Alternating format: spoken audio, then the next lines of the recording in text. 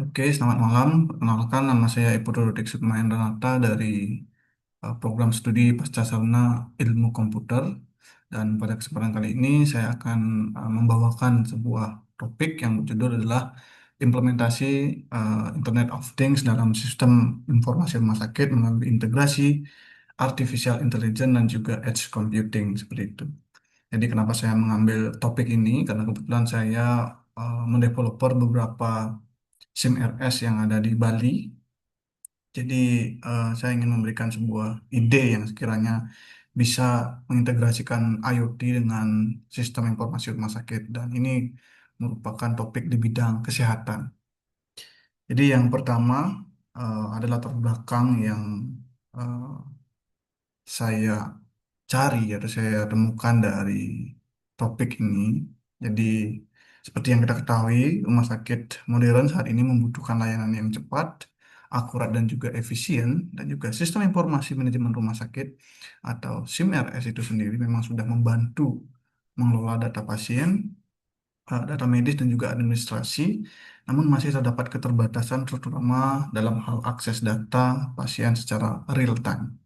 Nah, dengan adanya IoT itu sendiri, jadi pasien dapat dipantau melalui perangkat wearable seperti gelang medis, smartwatch, dan dari data pasien atau data perangkat yang diberikan ini dapat mendukung pelayanan yang lebih responsif tentunya dan agar analisis dari sistem SIM-RS itu ya tentunya di bagian electronic medical record itu lebih cepat dan juga dukungan dari edge computing dan juga artificial intelligence dapat mengintegrasikan ke dalam semua perangkat SIM-RS atau semua aplikasi SIM-RS antara IoT dan juga SIM-RS.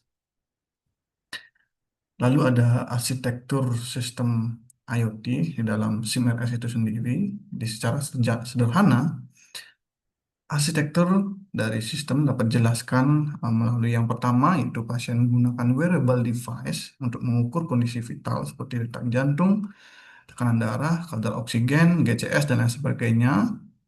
Lalu kedua, data dari wearable ini masuk ke edge device di rumah sakit yang melakukan analisis cepat dan memberikan peringatan jika terjadi sebuah ketidaksesuaian atau anomali.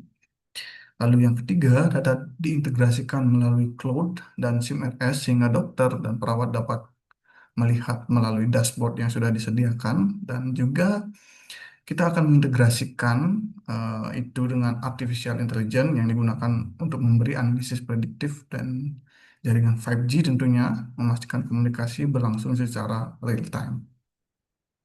Lalu ada selanjutnya itu adalah integrasi dengan teknologi terkini.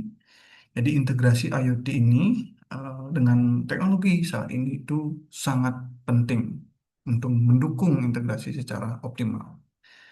Contohnya ada edge computing, itu memungkinkan memproses data dekat dengan pasien sehingga mengurangi keterlambatan. Jadi kita akan meletakkan server di rumah sakit untuk melakukan edge computing. Lalu ada artificial intelligence itu membantu mendeteksi pola kesehatan dan memberikan prediksi kondisi medis dari pasien itu sendiri. Dan juga tentunya 5G untuk mendukung transmisi data secara real time dengan kecepatan yang akurat dan juga tinggi. Bahkan dengan teknologi saat ini seperti blockchain dapat diterapkan untuk menjamin keamanan dan keaslian rekam medis itu sendiri.